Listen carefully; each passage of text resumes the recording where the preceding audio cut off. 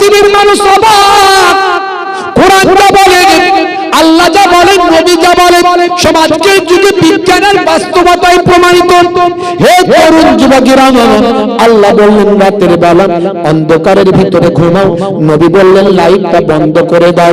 স্বাস্থ্য বিশেষজ্ঞরা বলছে মানুষ যদি অন্ধকারের ভিতরে ঘুমায় আর গভীর ঘুমে যদি আচ্ছন্ন থাকে, আজকের সায়েন্স বলছে মাথার পেছন থেকে এক ধরনের হরমোন নিঃসৃত হয়, সেই হরমোনটা বের হয়ে, সেই হরমোনটার নাম হলো মেলাটোনিন হরমোন।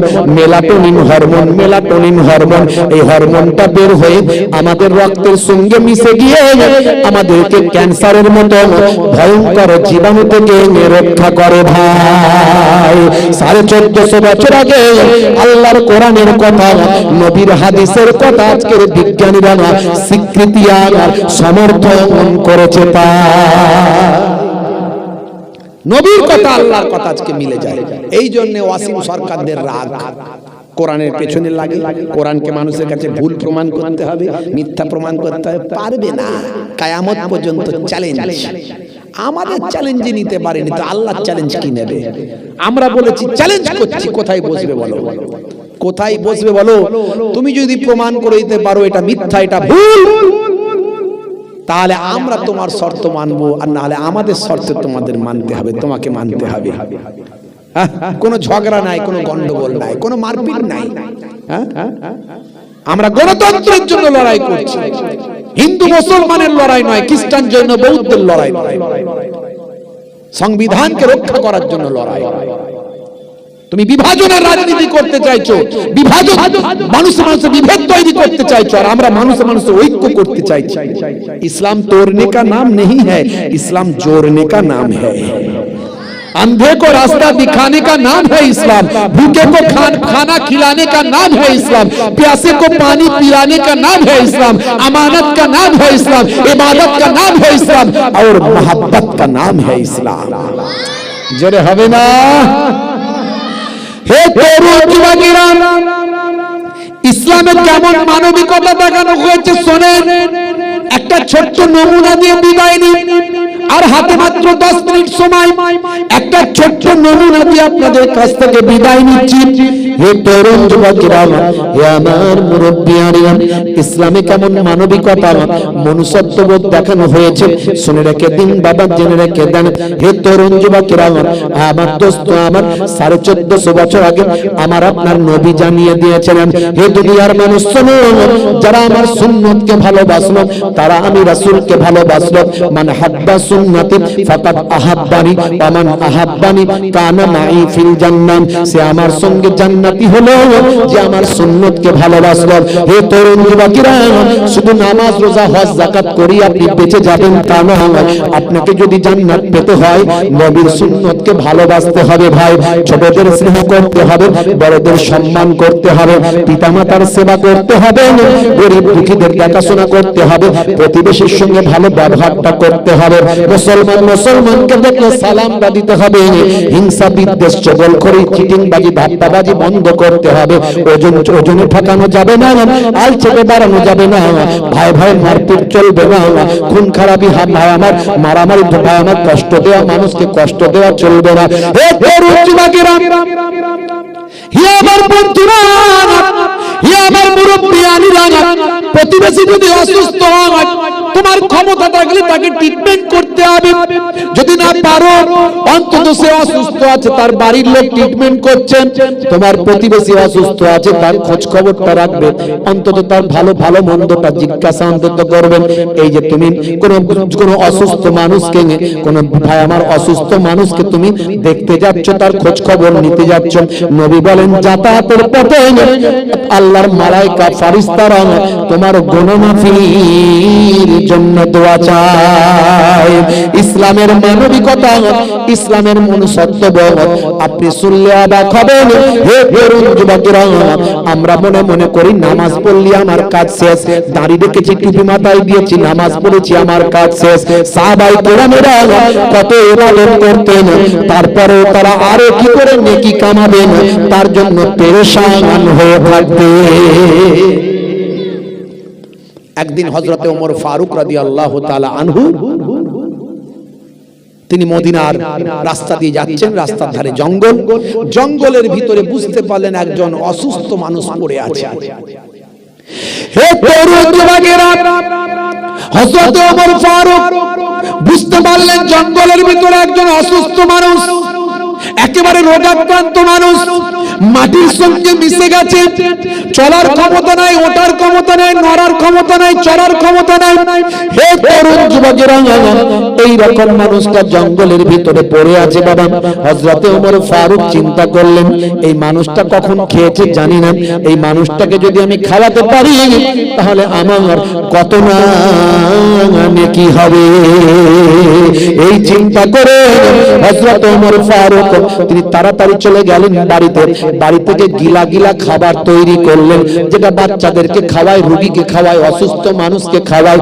তার খাবার ক্ষমতা নাই, তাকে জোর করে একটু মুখে দিয়ে ঘিটিয়ে দেওয়া হয়, অর্থাৎ পানির মতো সে খেয়ে নেয়। এরকম গিলা গিলা খাবার তৈরি করলেন, তৈরি করে তাড়াতাড়ি নিয়ে এসে হযরত ওমর ফারুক রাদিয়াল্লাহু তাআলা আনহু হাত পা ধুয়ে নিয়ে টিফিন থেকে খাবারটা বের করে একটু একটু করে তার মুখে দিতে লাগলেন। বা আমার যতই তার মুখে দেওয়ার চেষ্টা করুন না করেন, তার মুখের ভিতরে খাবারটা যায় না। যতই খাবার ভিতরে ঢোকানোর চেষ্টা করছেন, খাবার কিন্তু মুখ থেকে বেরিয়ে আসছে। শেষে একটু জোর করে আঙুল দিয়ে প্রেসার দিয়ে খাবারটা মুখের ভিতরে দেওয়ার চেষ্টা করলেন। খাবার তো ভিতরে গেল না, বরং মুখ থেকে রক্ত বেরিয়ে গেল। এরকম কমজোর, অসুস্থ, জাইফ, দুর্বল মানুষের হযরত ওমর ফারুক রাদিয়াল্লাহু তাআলা আনহু চিন্তিত হয়ে পড়লেন, ইস কি করলাম আমি নেকি কামাতে গিয়ে, আমি একটা ভালো কাজ করতে গিয়ে, একটা মানুষের সেবা করতে গিয়ে তার ক্ষতি করে ফেললাম। বড় লজ্জিত হয়ে গেলেন, কষ্ট পেয়ে গেলেন। হযরত ওমর ফারুক রাদিয়াল্লাহু তাআলা আনহু চিন্তা করলেন, মানুষটাকে খাওয়াবো কি করে? বেঁচে তো আছে মানুষটা, আশপাশে যা পরিবেশ, এদিক ওদিক যা পড়ে আছে, কেউ না কেউ খাইয়ে দিয়ে যায় মানুষটাকে, তাহলে খাওয়াইটা কেমন করে? খাওয়াইটা কেমন করে? একটা গাছের আড়ালে গিয়ে লুকিয়ে বসে রইলেন হযরত ওমর ফারুক রাদিয়াল্লাহু তাআলা আনহু। দেখি তো কে এসে খাওয়ায়, কিভাবে খাওয়ায়। বেশ বহুক্ষণ অপেক্ষা করার পরে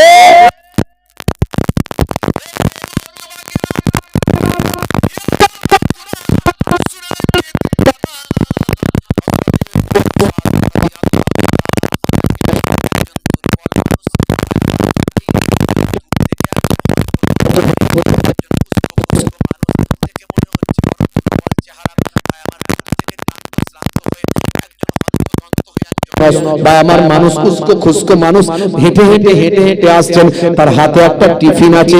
চেহারাখানা দেখে মনে হয় একজন যেন মনে হচ্ছে দুর্বল মানুষ, বড় উস্কো খুস্কো মানুষ দূর থেকে আসছেন।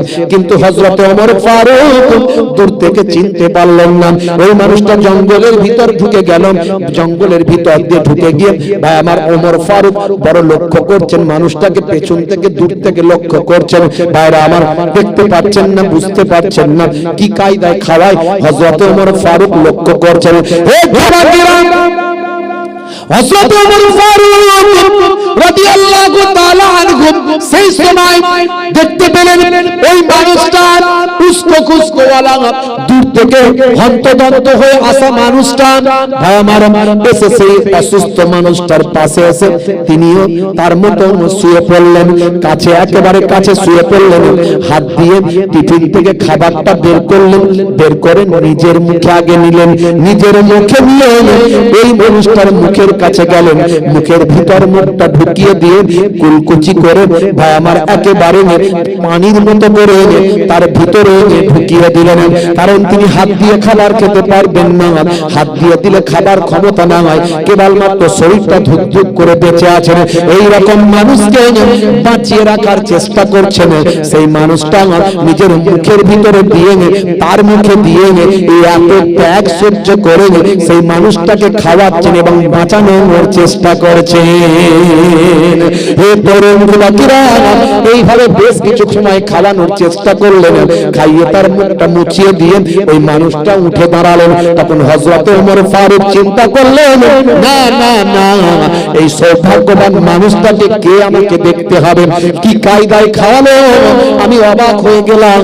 এত ভালো কাজ করলো যে মানুষটা, এত বড় অনেক কাজ করলো, আল্লাহর শ্রদ্ধা ভাজন প্রিয় ভাজন হয়ে গেল যে মানুষটা, সেই মানুষটাকে আমাকে দেখতে হবে। মানুষটাকে কাছাকাছি যখন হযরত ওমর ফারুক সামনাসামনি কাছাকাছি এসে যখন গেলেন, গিয়ে দেখেন আহারে এই মানুষটার অন্য কেউ না, ইনি তো সেই হযরত আবু বকর হুজুর, আবু বকর সিদ্দিক রাদিয়াল্লাহু তাআলা আনহু।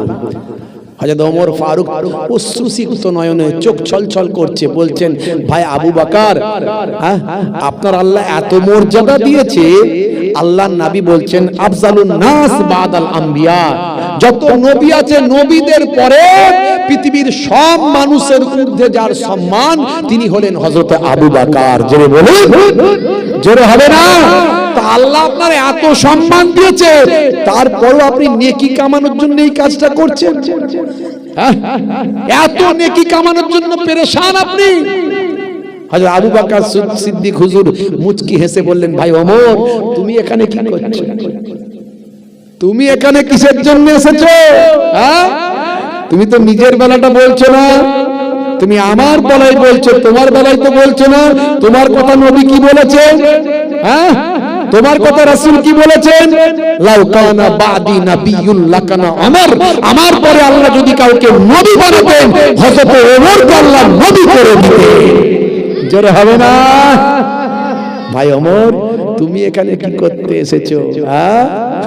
বলে ভাই আবু বকর, আপনার কাছে আমি হেরে গেছি, আমি খাওয়ানোর চেষ্টা করেছিলাম, পারিনি, কিন্তু আপনার কায়দা, খাওয়ানোর কায়দা দেখে আমি আপনার কাছে হেরে গেলাম। জোরে বলেন সুবহানাল্লাহ।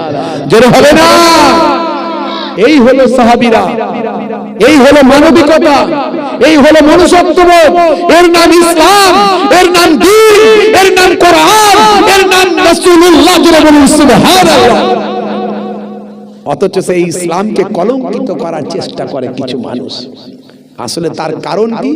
এতটা কলঙ্কিত তারা করতে পারতো না যদি আমরা সবাই ইসলাম বুঝতাম, যদি সবাই আমরা নামাজি হতাম, যদি সবাই আমরা রাসূলের প্রকৃত শিষ্য হতে পারতাম, যদি সবাই আমরা কোরআনটা বুঝতে পারতাম, কোরআনে কি লেখা আছে, তাহলে তারা আমাদের কোরআনের বিরোধিতা করতে পারতো না। আজ থেকে প্রতিজ্ঞা করুন, নামাজি হবেন, বিশ্বনবীর শিষ্য হবেন। আজ থেকে প্রতিজ্ঞা করুন, মোবাইলে একটা কোরআন মাজিদের অ্যাপ ডাউনলোড করে রাখবেন। একটু সকাল সন্ধ্যে দোকানে, বাজারে, গাড়িতে, বাসে, ট্রেনে একটু ওই মোবাইলে ফ্রি ফায়ার, পাবজি, ক্যারাম, তাস এইসব না খেলে একটু কোরআন মাজিদের আয়াত দুটো পড়বেন, বাংলায় উচ্চারণ করে কি লেখা আছে তার অর্থ তরজমাটা করবেন, একটু একটু করে দাগ দিয়ে রাখবেন। জীবনে একবার কোরআন মাজিদ খতম করে আল্লাহর দরবারে যাবেন, কাল কিয়ামতের দিনে কোরআন আপনার নাজাতের জারিয়া হয়ে যাবে। জোরে হবে না? ভাইরা আমার, যাই হোক বাবাজি আমার, 5 ওয়াক্ত নামাজ, রাসূলের সুন্নত গুলো মানার চেষ্টা করুন। বিদায় নেব আপনাদের খেদমত থেকে, আর দেরি করব না, কারণ আমার ওখানে 11টায় টাইম আছে। ভাইকে নিয়ে চলে আসেন, যারা কমিটির ভাইরা আছেন ভাইকে নিয়ে চলে আসেন। যাই হোক, আমি একটু ছোট্ট দোয়া করে আপনাদের খেদমত থেকে বিদায় নিই। আল্লাহুম্মা আমিন। ربنا آتنا في الدنيا حسنة وفي الآخرة حسنة وقنا عذاب النار ربنا ظلمنا أنفسنا وإن لم تغفر لنا وترحمنا لنكونن من الخاسرين اللهم اغفر لحينا وميتنا وشاهدنا وغائبنا وصغيرنا وكبيرنا وذكرنا وأنثانا